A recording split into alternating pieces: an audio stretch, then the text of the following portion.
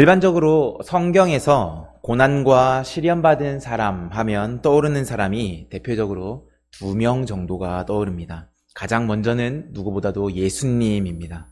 예수님이 모든 인류를 대표해서 고난받으신 것에 대해서는 그 어느 누구도 이견을 달지 않습니다.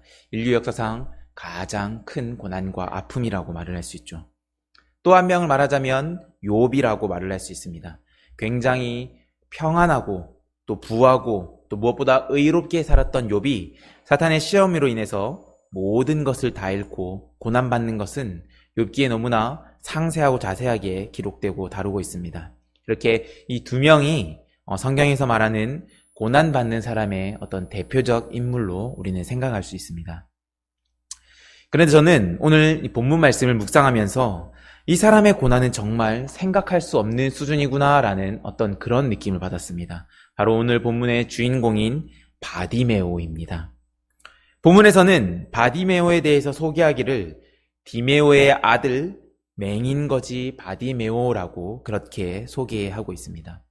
그런데 우리가 이렇게 봤을 때 좀 의아한 부분이 없지 않아 있습니다. 그것은 바디메오를 소개하는 데 있어서 다른 사람과 좀 다르게 소개되었다라는 것입니다.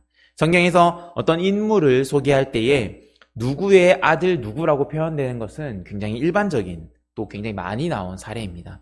오히려 그렇게 소개 안 하는 경우가 좀 드물다라고 말을 할 수 있죠. 그런데 오늘 본문의 바디메오를 한번 보십시오. 좀 다르지 않습니까?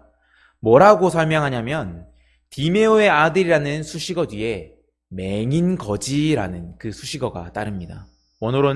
헬라어 원어로는 이 티플로스 프로사이테스라는 이런 말인데, 티플로스는 눈이 멀어서 앞이 보이지 않는 사람, 즉 맹인을 말하는 것이고, 프로사이테스는 구걸하는 사람을 말합니다. 다시 말해서 이 합성어인데, 그렇기 때문에 바디메오는 눈이 보이지 않고 구걸을 하는 사람 중에서도 가장 최고봉, 즉 상거지 그렇게 말을 할 수 있는 사람입니다.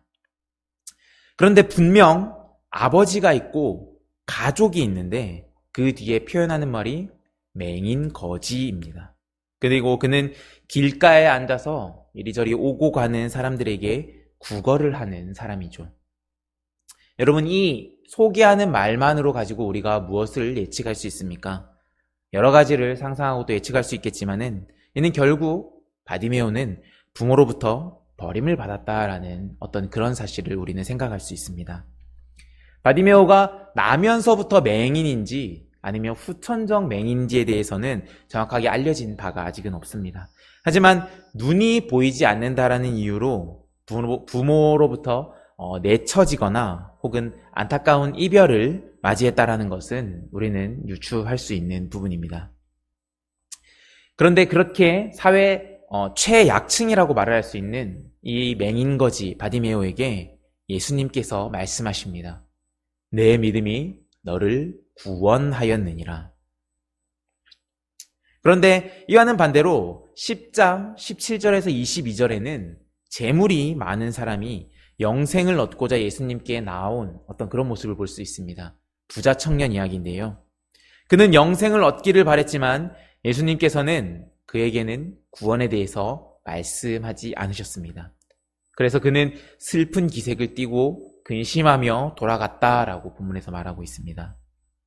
자, 그렇다면 우리가 한번 생각해 봐야 되는 것이 한 가지 있죠. 예수님은 소경 바디메오의 어떤 모습 때문에 그가 구원을 받았다라고 말을 하는 것일까요? 또 이를 통해 우리는 어떤 모습으로 신앙인의 삶을 살아야 하는지 바디메오의 모습을 통해서 오늘 하나님 말씀을 우리 가운데 받는 우리 모두가 되길 바랍니다. 첫째, 바디메오는 그는 주를 고백하는 사람이었습니다. 본문에서 바디메오는 상황을 설명하자면 길가에 앉아서 구걸하고 있었습니다. 어느 때와 다름없이 희망도 없고 기쁨도 없이 그저 먹고 사는 것에 급급해서 길가의 사람들에게 두 손을 뻗어서 구걸을 하는 그런 사람이었죠. 그런데 나사렛 예수가 자신이 있는 마을로 왔다는 그런 얘기를 들었습니다. 여러분, 나사렛 예수입니다. 그는 수많은 사람들을 살리고 또 귀신을 떠나가게 하고 아픈 사람을 회복시켰다라고 전해오는 그 그 엄청난 사람 나사렛 예수가 이제 자신이 있는 마을로 왔다라는 그런 얘기를 들은 겁니다. 그리고 그 예수님이 자신이 있는 곳 근처로 오자 그는 큰 소리로 소리칩니다. 다윗의 자손 예수여, 나를 불쌍히 여기소서. 나사렛 예수가 자신의 마을에 왔고 그를 부르는데 여러분 뭐라고 부르고 있냐면 다윗의 자손 예수여라고 부르는 겁니다. 유대민족에게 있어서 다윗의 자손이라는 말은 제가 여러 번 말씀을 드렸지만 굉장히 큰 의미가 있습니다. 그저 다윗의 후손이라는 뜻이 아니라 이는 다윗과 같은 왕이 다시금 우리들에게 와서 자신들을 구원해 주길 바라는 그 이전의 다윗 왕 때의 그 강대한 이스라엘을 그처럼 회복시켜 주길 바라는 그런 염원의 말이었고, 다른 말로 표현하자면 메시아를 의미하는 말입니다. 다시 말해서 다윗의 자손이라고 부르는 것은 그가 자신의 모든 병을 낫게 하는 그런 인물임은 물론이거니와 모든 유대인들의 그 고통에서 해방시켜줄 메시아라는 고백도 함께 포함된 뜻입니다. 바디메오는 그렇게 예수님을 다윗의 자손, 구원해줄 메시아라는 고백으로 그렇게 힘차게 예수님을 부른 것입니다. 바디메오의 이러한 고백은 구원의 능력이 자신의 어떠함에서 있는 것이 아니라 오직 주님께만 있다는 믿음의 고백이 되는 것이죠. 다윗의 자손 예수여라는 이 고백 속에는 오직 그리스도만이 소망 없는 자신의 삶을 새로운 생명으로 바꿔줄 능력의 메시아임을 고백하는 아주 간절하고 또 더 간절한 그런 고백이 되는 것입니다. 하지만 여러분, 이에 반해서 부자 청년의 모습을 한번 보시기 바랍니다. 부자 청년은 어떻습니까? 선한 선생님이여 내가 무엇을 하여 영생을 얻으리이까? 예수님을 부르는 데 있어서 선한 선생님이여 라고 말을 합니다. 부자 청년의 가장 큰 문제점은 바로 예수님을 그리스도 메시아로는 알지 못하고 오직 그를 선한 선생 혹은 선한 교사 정도로만 이해한 것입니다. 그가 무엇을 하여야 영생을 얻으리까? 이 말은 그가 영생에 있어서 큰 관심과 어떤 기대가 있다라는 그 질문은 분명히 맞습니다. 그는 유대의 관원이었기 때문에 자신의 율법적인 어떤 철저함, 또 눈에 보이는 그런 신앙적 모습, 그런 것들을 통해서 요즘 말로 말하자면 거룩한 사람이다, 혹은 신앙이 깊은 사람이다, 이런 류의 말을 기대한 것이죠. 그래서 그로 말미암아 너 같은 사람이 구원받기에 합당한 사람이다라는 이 말을 예수님께 듣고자 하였습니다. 하지만 모두가 아시다시피 그는 어떻게 됐습니까? 낙심하며 멀어졌습니다. 예수님을 그저 선한 선생님이라고 고백하고 우리를 구원해 줄 그리스도 메시아로 여기지 않은 그는 예수님의 가르침을 받을 수 없었던 것입니다. 사랑하는 성도 여러분, 그렇기 때문에 우리의 삶에서 정말 중요한 것은 우리를 구원할 그리스도 예수에 대한 정확하고 확실한 믿음과 고백이 굳건하게 우리 안에 있어야 한다는 것입니다. 그런데 사실 제가 이렇게 말을 하지만 이 고백은 결코 쉬운 고백이 아닙니다. 본문을 보면 바디메오 또한 굉장히 어려운 상황 속에 있습니다. 나사렛 예수를 보자마자 다윗의 자손 예수여라고 크게 소리를 부르니 주위에서 어떻게 합니까? 48절에 많은 사람이 꾸짖어 잠잠하라 라고 그렇게 말을 합니다. 이 말을 원문으로 직역하면 많은 사람들이 그가 조용히 하기를 그에게 계속해서 꾸짖고 있었다라고 해석하는 것이 더 정확한 본문입니다. 즉, 한 번, 두 번 그냥 조용히 해라 라고 말하는 것이 아니라 계속해서 여러 번 조용히 해라, 시끄럽다, 그만해라 라고 화를 낸 것이죠. 그리스도를 향한 고백이 주위로부터 계속된 핍박으로 이어진 것입니다. 뿐만 아닙니다. 많은 사람들이 예루살렘에 들어가려고 하는데 귀에 거슬리는 이 맹인, 소경의 외침이 너무나 귀찮고 하찮게 여겨진 것입니다. 삶의 배경이 좋지 않은 자들을 멀리하고 배격하려던 그 당시 유대인들의 삶의 모습이고 또 성향이었죠. 심지어 바디메오는 맹인 거지였기 때문에 그러한 자들은 하나님의 은혜조차 받을 자격이 없는 것처럼 실제 모든 사람들이 그렇게 여겼다라는 것입니다. 여러분, 이 모든 것을 알고 제가 여러분에게 다시 한 번 더 권면하겠습니다. 우리를 구원할 그리스도 예수에 대한 정확한 믿음과 고백이 우리 안에 함께하길 바랍니다. 여러분, 이 말의 무게를 체감하실 수 있겠습니까? 우리의 믿음의 고백을 사람들은 싫어할지도 모릅니다. 아니, 비난할 것입니다. 조용히 해라, 시끄럽다, 계속해서 여러분을 제지할 것이고 어쩌면 무력과 폭력을 행사할 수도 있겠습니다. 또 사회의 하층민과 같이 하찮게 여기면서 우리를 경멸히 여기거나 혹은 하찮게 여길 수도 있습니다. 여러분, 그런 상황 속에서도 우리를 구원할 예수 그리스도를 고백하실 수 있으시겠습니까? 바디메오는 했습니다, 여러분. 많은 사람이 꾸짖어 잠잠하라라고 그렇게 소리치고 화를 냈지만 그는 그 모든 것을 뒤로하고 더욱 크게 소리 질렀습니다. 다윗의 자손 예수여, 나를 그리고 우리를 구원할 메시아여 라고 부른 겁니다. 사랑하는 성도 여러분, 우리 삶에 그리스도에 대한 정확한 믿음의 고백이 함께하길 바랍니다. 그 고백이 때로는 다른 사람의 질타와 비난으로 이어질지라도 혹은 고난과 핍박을 받는다라고 할지라도 우리 삶의 정확한 그 신앙 고백이 늘 함께하길 바랍니다. 그것이 바로 구원에 이른 바디메오의 신앙, 오늘날 우리가 가져야 할 굉장히 레디컬하고 또 과격하며 하지만 정확하고 확실한 신앙이기 때문입니다. 그런 고백의 신앙이 우리 가운데 늘 함께하길 소망합니다. 앞서 말했듯이 구원을 받게 된 바디메오는 그리스도를 정확히 고백한 사람입니다. 뿐만 아니라 이러한 바디메오의 모습에서 우리가 바라봐야 할 부분이 한 가지가 더 있는데 그것은 그는 주님 앞에 자신을 낮추는 사람이라는 것입니다.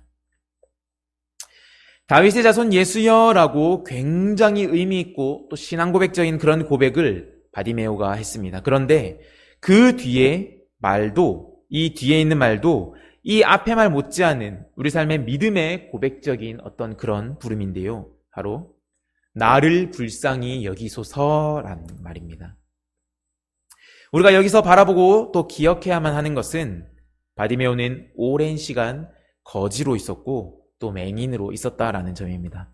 좌절과 낭망의 시간의 연속이었고 내일은 좀 더 나아지겠지라는 그런 헛된 희망이 없는 그런 우울하고 어두운 삶의 연속이었습니다.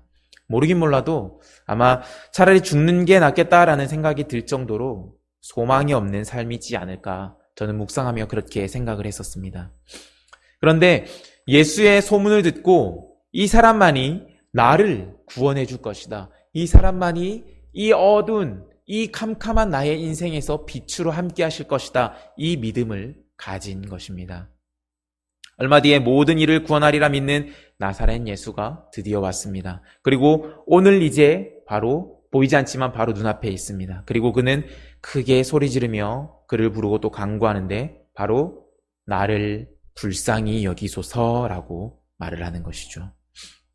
여러분, 바디메오는 어느 때와 똑같이 자신의 필요를 구할 수도 있었습니다. 아니, 사실 그게 더 맞는 상황입니다.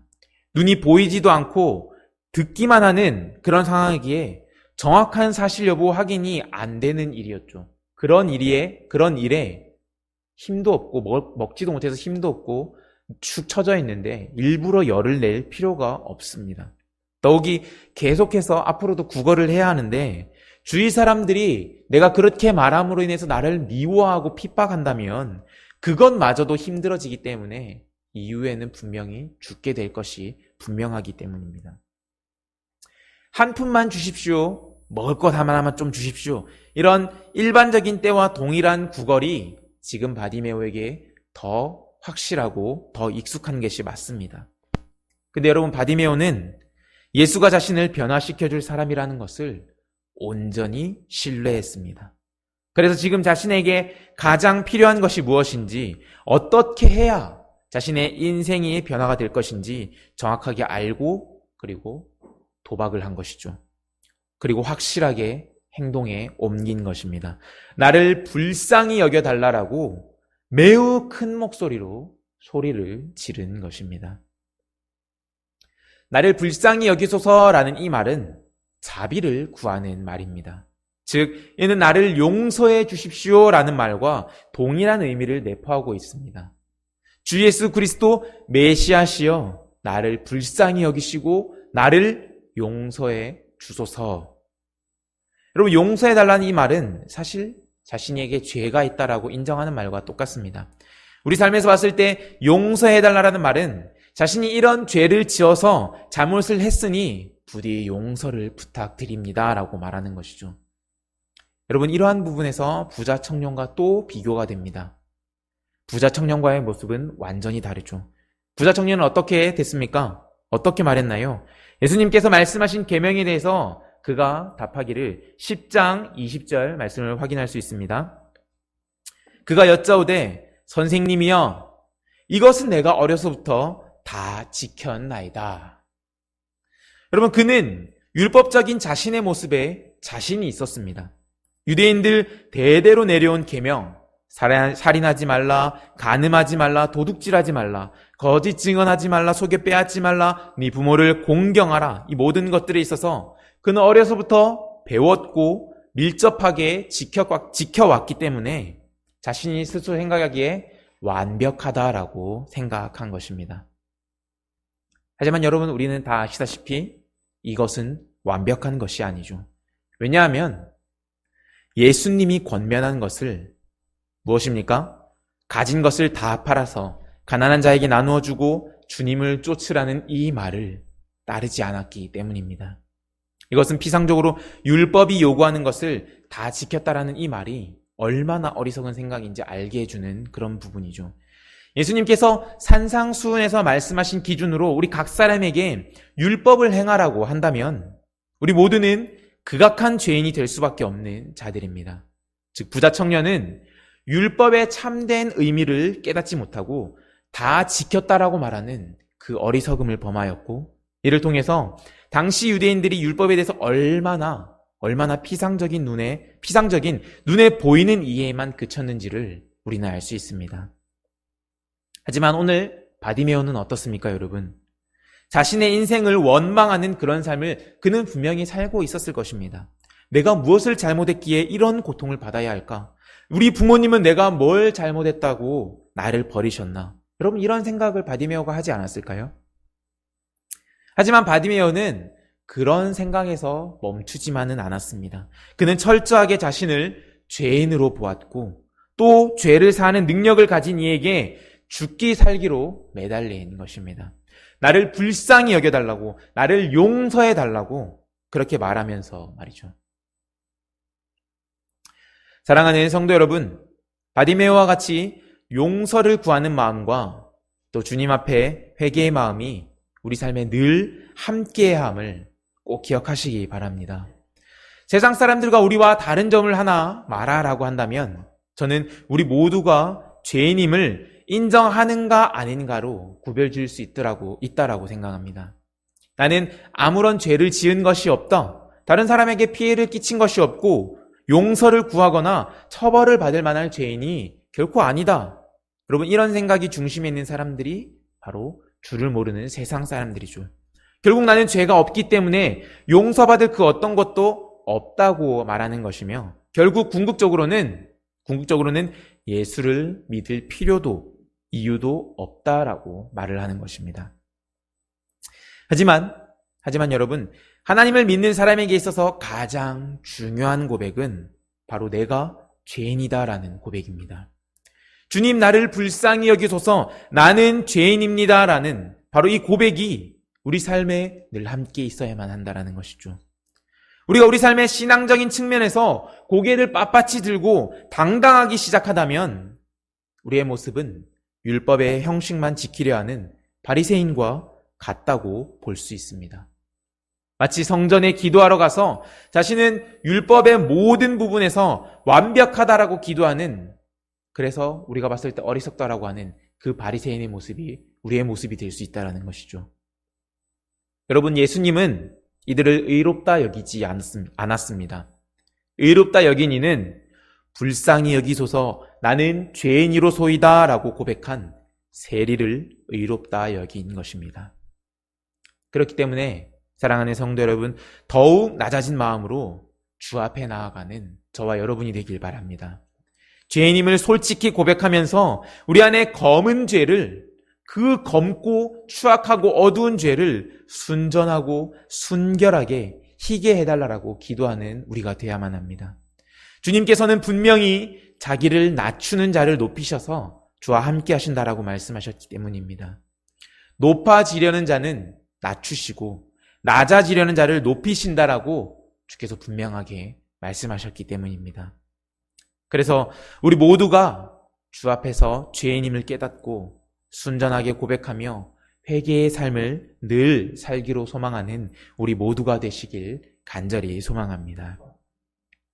이렇게 구원에 이른 바디메오의 모습 두 가지를 우리가 알아봤습니다. 주를 고백하는 모습, 그리고 나를 불쌍히 여기는 모습을 우리가 함께 살펴봤는데요.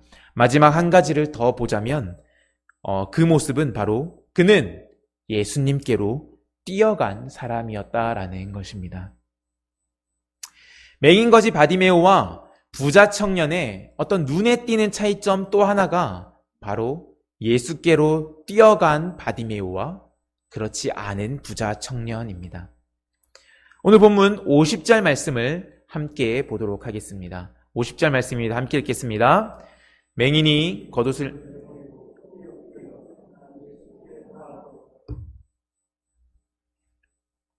본문에서 바디메오가 예수께 뛰어갔다라고 그렇게 말하고 있습니다. 여러분, 맹인이, 눈이 보이지 않는 맹인이 뛰어간다라는 것을 혹시 상상할 수 있겠습니까?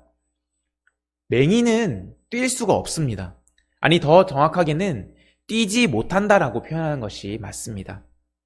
왜냐하면 사람은 보이지 않는 곳을 향해 뛰어들 수 없는 사람들이기 때문입니다. 여러분, 당장 우리가 눈을 감고 뛴다라고 한번 생각해 보시기 바랍니다. 어떨 것 같습니까? 엄청난 두려움과 뭔가 불안함이 우리 가운데 있지 않겠습니까?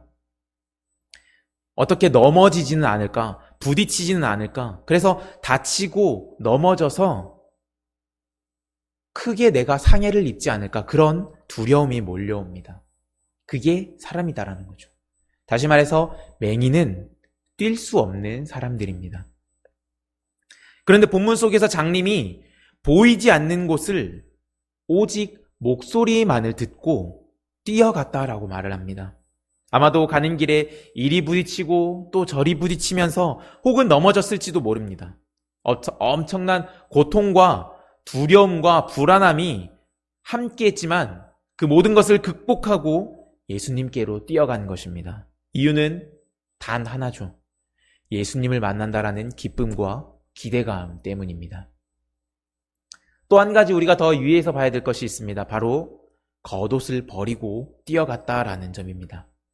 여러분, 당시 유대 땅에 거지라는 그 사람들에게 있어서 겉옷은 생명과 직결되는 그런 소유물입니다. 이유는 유대 근동의 그 팔레스타인 지방에서는 일교차가 우리가 상상하는 그 이상으로 너무 심하기 때문에 낮에는 굉장히 덥지만 밤에는 엄청난 추위가 찾아오기 때문입니다. 더욱이 맹인 거지에게 있어서 가지고 있는 단 하나 겉옷이라는 것은 낮에는 햇빛을 가려주고 밤에는 그나마 덥고 잘 수 있는, 온도를 지켜줄 수 있는, 얼어 죽지 않게 하는 그런 이불이 되기 때문에 이 겉옷이 없다라는 것은 곧 죽음과 직결되는 문제가 된다는 것이죠. 바로 이런 목숨과도 같은 그 겉옷을 걸리적거린다고, 예수님께 가는데 방해가 되고 걸리적거리기 때문에 완전 벗어서 던져버리고 일어나서 예수께로 나아갔다라는 겁니다. 여러분, 바로 이러한 믿음이 바디메오를 구원에 이르게 한 것이죠. 하지만 여러분, 그에 반해서 계속해서 비교되고 있는 부자 청년을 한번 바라보시기 바랍니다. 그의 모습은 바디메오와 비교할 수 없을 정도로 눈에 보이기에 소위 완벽한 그런 모습이라고 할 수 있습니다. 좌절과 아픔으로 인해서 늘 고통 속에 있는, 그래서 우울한 모습뿐이었던 그 바디메오에 비해서 부자 청년은 어떠냐면 어려서부터 모든 율법적인 그 율법을 다 지켜 행했다고 그렇게 말하는 그의 모습이 다른 사람이 봤을 때는 외적으로나 내적으로나 흠잡을 데 없는 그런 모습이 분명하죠. 다른 사람이 봤을 때는 그는 아무런 어려움이 없이 완벽한 그런 모습이었다라는 것입니다. 하지만 예수님은 외모를 보지 않고 그 마음을 봤습니다. 그에게 결여된 것을 말씀하셨습니다. 21절 말씀 우리가 함께 한번 보도록 하겠습니다. 21절 말씀입니다. 함께 읽겠습니다. 시작. 예수께서 그를 보시고 사랑하사 이르시되